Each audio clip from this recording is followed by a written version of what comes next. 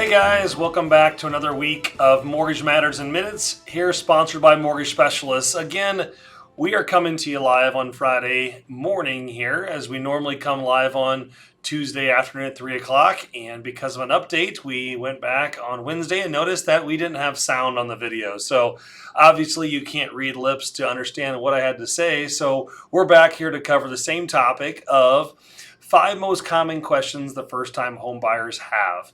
And this has been coming up quite often because obviously with the market the way it is, a lot of what stimulates the market is first-time home buyers. As first-time home buyers buy their first home, which allows the next buyer to move up to buy their second, third, or fourth home. And that has always been kind of the history of how the real estate market does so well, is that if we don't have first-time home buyers to come into the market to allow that buyer to move up to the next house, it doesn't keep continuing on. And sometimes we see a drought in the real estate market because that first-time home buyer might be struggling to get financing. So we're going to cover 5 important questions here that we have spoken about, or we answer with clients on a regular basis. But the first one is, the first-time buyer says, is it really a benefit to owning a home? And I would always say, yes, it is, because most individuals want a place they can call their own, that they can make adjustments to. But really, a lot of people understand that buying a home also appreciates with value, even though we're going to see up and down markets. Over time, the value of that property is an asset. It's going to increase, similar to your investments, to your mutual funds, your retirement accounts, even though we're going to see some ups and downs along the way. Over time, that home value is going to increase and giving you a larger net worth. So another factor which is very advantageous for owning a home is it does control your spending habits or your rent or your mortgage payment. Because you have a fixed rate mortgage, that loan payment is going to stay the same. Obviously, taxes and insurance increase, but the loan payment itself will stay the same. So for a first-time home buyer that's on the fence about purchasing a home, answering those questions really helps establish that it is important for them. Number 2 first-time home buyers questions they have is, how much money do I need to have? And that varies. It really depends on a few different variables. You can get into a home as little as a few $1,000s down to as little as, or as max as, $10,000 to $30,000, or maybe even more. Locally here in Omaha, the markets have adjusted and been a little bit more forgiving, and they're not as crazy as they have been the last 2 or 3 years. So generally, when we work with first-time home buyers, that's the biggest struggle that they have, is the amount of money that they have needed to save in order to cover not only the down payment, but the closing costs and the prepaid. So what we call cash to close, the total amount that's needed. Generally, we're going to tell first-time home buyers you might need $10,000 to $20,000. That's general. Every situation is a little bit different, but that gives you an idea. If you get close to that savings habit, it's a good time to start looking and considering purchasing your first home.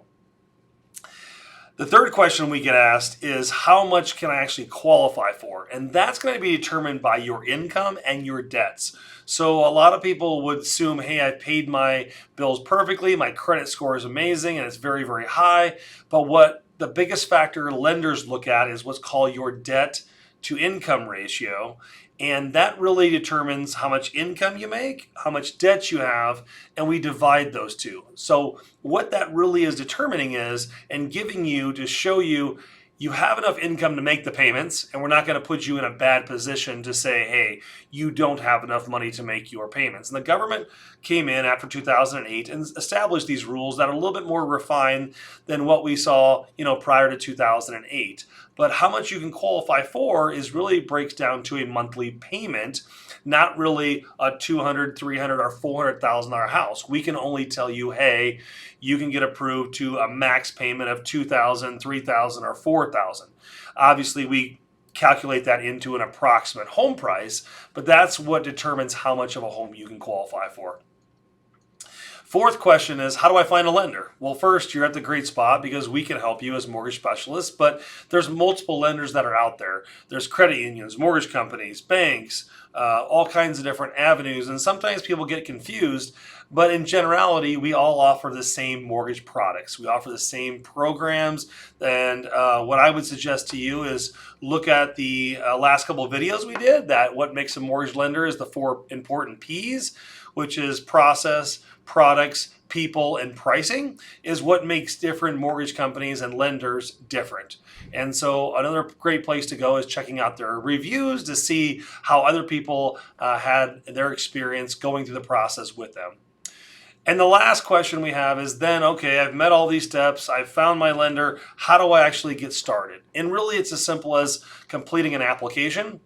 Many people get very nervous about completing an application, especially first-time home buyers, because they're told to not have their credit pulled. And I can share with you that having a hard credit inquiry isn't a massive issue in regards to your credit score itself. But the mortgage application itself is a standard application across lender to lender. We all use the exact same application.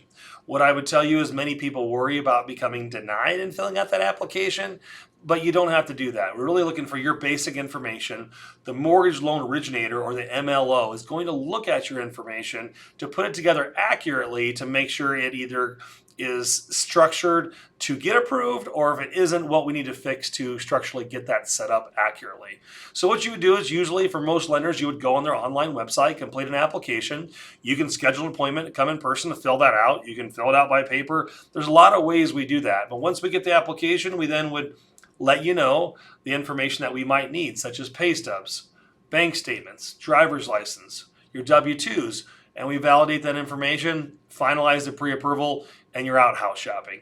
So hopefully that if you are a first-time home buyer and you check this out here today, these help answer a few of your questions in regards to what it means to be a first-time home buyer. What do I need to go through? What are my typical questions that I'll have to ask? And hopefully we answered those here for you today. Continue to follow along with us on our website at mtg-specialist.com. Like us on Facebook here and Instagram. Obviously, we'll get lots of education and information to you this way, and we're only a phone call away at 402-991-5153. Again, I'm Brent Rasmussen here with Mortgage Specialists. We'll see you guys all next week. Mortgage Specialists. Driven, trusted, reliable.